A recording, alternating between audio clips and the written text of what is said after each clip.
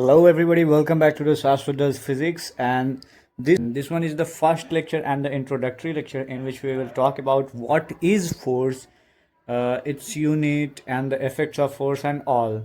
So, in the first lecture, that will be introductory, we will first know about what is force.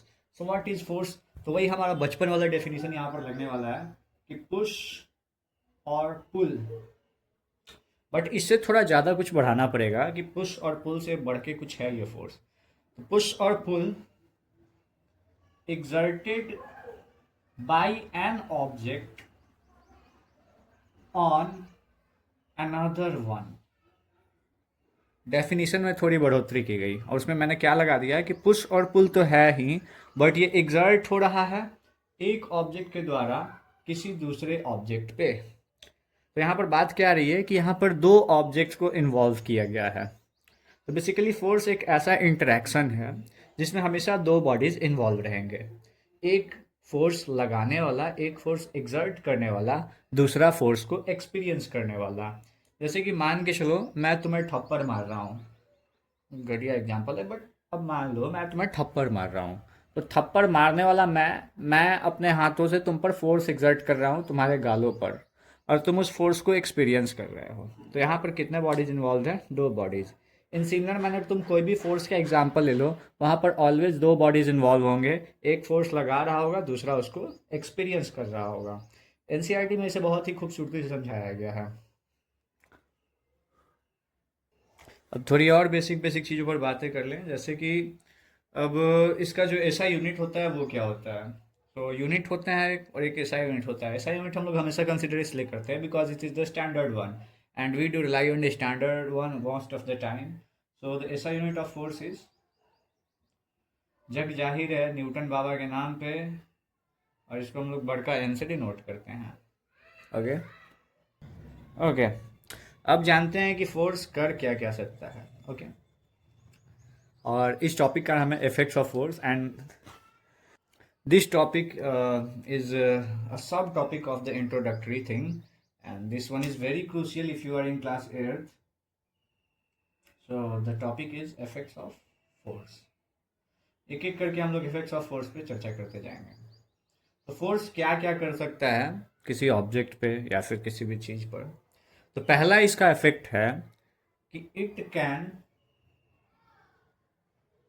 Produce motion in an object at rest. यानी एक object है वो rest पर है, उसमें ये motion produce कर सकता है. ओके.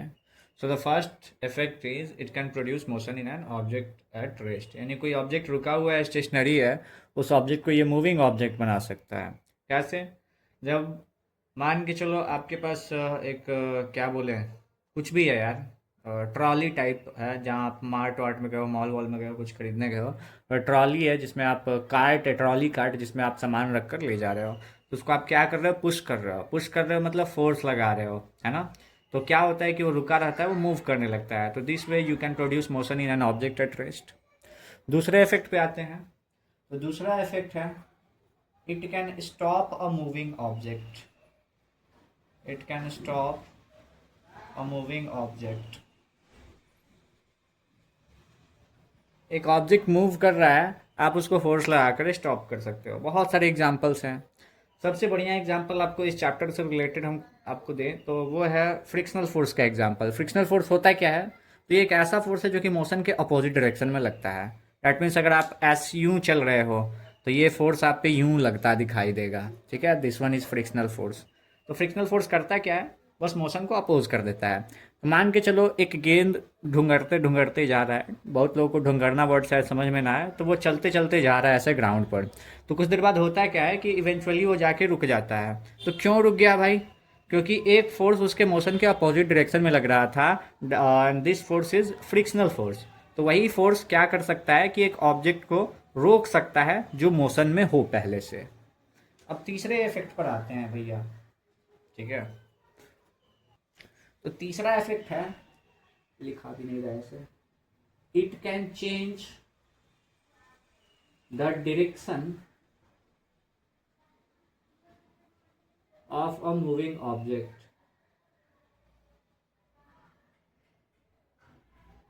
एक ऑब्जेक्ट मूव कर रहा है, उसका ये डायरेक्शन चेंज कर सकता है। तो ये बहुत बढ़िया एग्जांपल क्रिकेट प्रेमियों के लिए है कि भाई बल्ला है, ठीक है, बैट्समैन बल्ला लेकर खड़ा है, सामने से बॉलर ने बॉल डाला, बल्लेबाज ने क्या किया, बल्ले से गेंद को दिशा दिखा दी।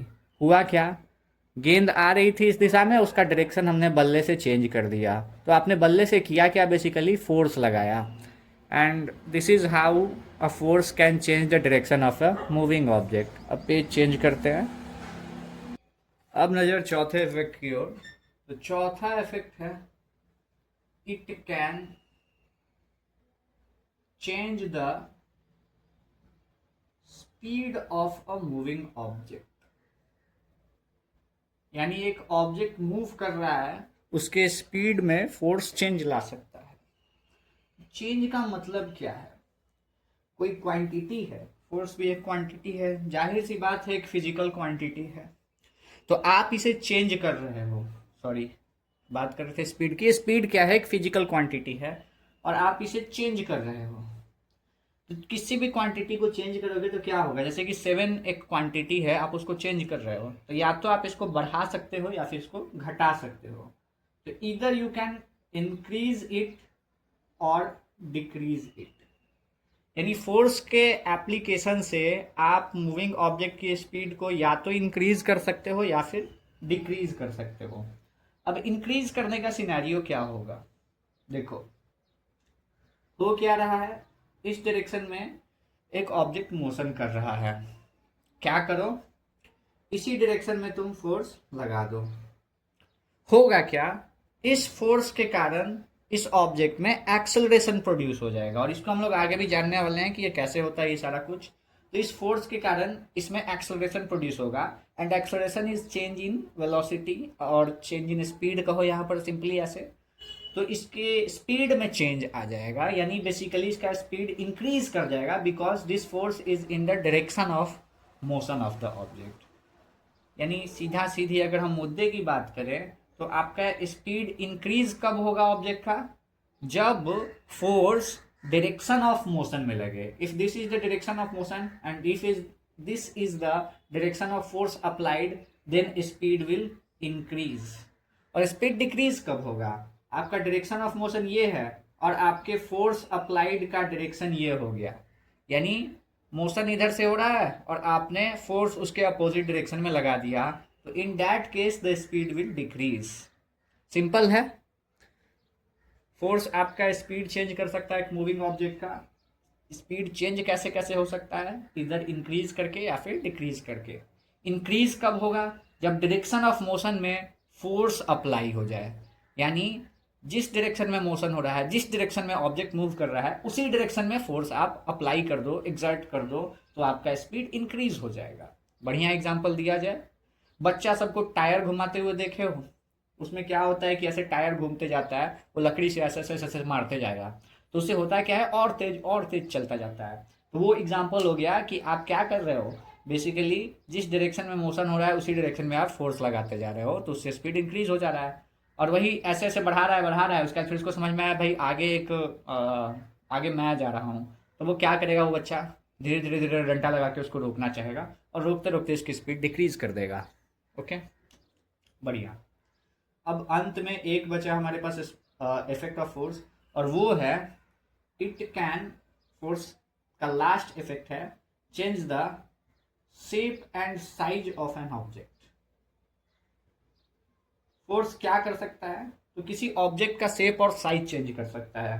जैसे मान के चलो आटा गूंथते हुए तुमने देखा होगा, तो आटा का जो दौ होता है वो ऐसा तो नहीं है कि आगे बढ़ जाएगा, उसको हम पुश करेंगे तो आगे से वो रुका हुआ है, ठीक है, यानी उसका मोशन रिस्ट्रिक्टेड है।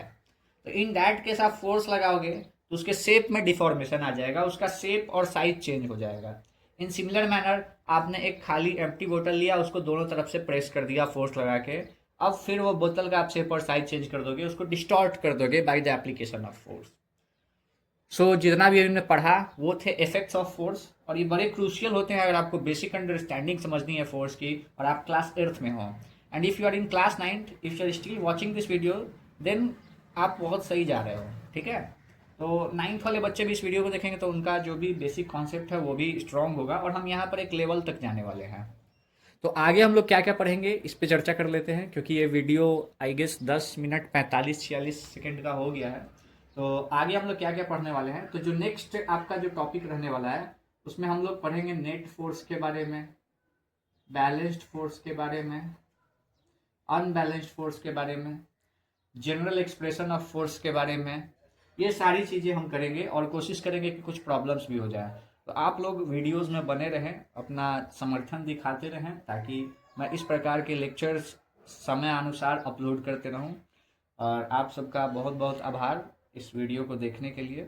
बहुत बहुत धन्यवाद। चैनल को सब्सक्राइब करें और अपने मित्रगण और साथीगणों के साथ शेयर करें ताकि वो भी इसका लाभ उठा सकें। धन्यवाद।